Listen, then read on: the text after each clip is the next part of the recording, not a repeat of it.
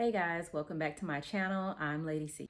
First, before we start, I kind of want to explain my name tag says life and it's part of my Halloween costume, When Life Gives You Lemons. Also, as you guys can see, I'm testing out a new background. I'm still working with the lighting, so excuse all the shadows and all of that. I'm just kind of testing it out to see how it goes. This week, I wanted to discuss identity, what it is, and how you find it. First, I really wanted to talk about my identity, how I found it, and all that good stuff.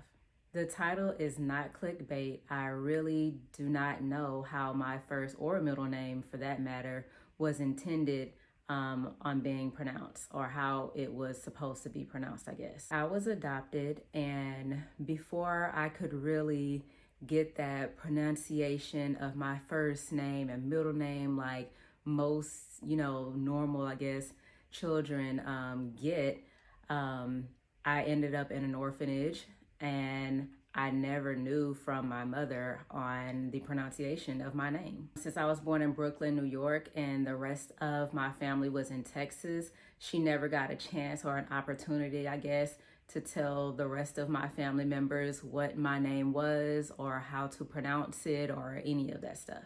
So imagine going your whole life and even still not knowing how your name was supposed to be pronounced. My family has several variations of my name. I'm called Saray, Syri, Sheree. And if you're around my family, you would hear several different variations of that. But as a child in school, whenever the teacher read through the list of names and she got to mine and she couldn't pronounce it, I just kind of looked down because I didn't really know how it was supposed to be pronounced either. So I never corrected them. I just kind of let everyone call me whatever it is that first came to their mind. Many adoptive people wonder about their families, their birth mother, where they are, why they left them, this, that, and the other. But I never wondered those things. The only thing I really wanted to know was how my name was pronounced. And it seems pretty small, but a name, I feel, is kind of like what makes you. That holds the key to your whole identity. Is what you're called, is what people refer to you as. So me not knowing that very basic of identity sent me pretty much in a whirlwind most of my life in trying to discover and find out who I was. And most of the time through other people and other things. The pronunciation Syray actually came from when I was in school, and my fifth grade teacher, going through the roll again, looked at my name and she said Syray, and that was my favorite, addition or pronunciation of my name so far. I was in maybe fifth grade, and that was my favorite way of hearing it pronounced. So I just kind of went with that ever since. But you won't hear anyone in the family that I grew up in call me that. No one in my family calls me Syray. But now when people ask me what my name is, I'll tell them automatically my name is Syray. Pretty much what happened is my identity became in whatever or whoever I was involved with at that time. So I was either so-and-so's sister, or I was, such and such girlfriend, or I was somebody's mother, somebody's teacher. So that's where a lot of my identity lied. When people would ask about me or ask who I was, those were always the things that I went back to. Those are always the things that I kind of ran towards first. It took a really long time of soul searching and being lost and hitting rock bottom and a bunch of other different things to have me realize that my identity was in none of those things. My identity is in who I decide to be. My identity is in the choices that I make, what I let affect me, and most of all, my reaction to different things.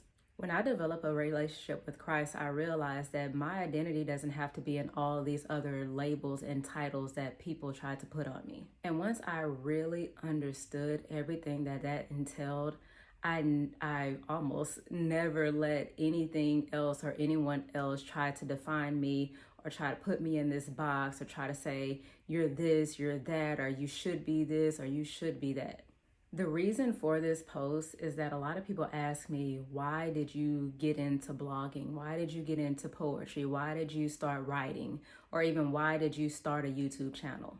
And before this moment, it was always, I don't know, I just like to write. I've always done it. I've never had a reason of why or how or, pretty much what's the point, where it all began.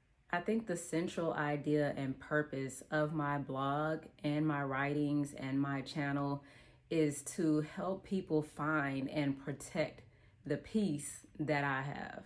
Because once you've hit rock bottom, and I mean really hit rock bottom, and have gotten out of that, you want to do whatever it is you can to protect your mind, to protect your peace, so that you'll never end up in that position again. And that's how it was for me. There was a time in my life where I just hit complete rock bottom. And a lot of you know what I mean by rock bottom. And once I was able to get out of that, I just decided, hey, I want to help whoever it is, wherever they are, to kind of get out of that. And if they are out of that, to stay out of that, because we all know how easy it is to slip right back into old habits. Your identity is solely up to you. It's up to what you want it to be. It's up to what you want to make it. So a lot of my posts, all of my posts, are going to be about focusing on yourself, protecting your peace, and not letting anybody take you to a place where you had to crawl and fight and pray out of, because it is not worth it.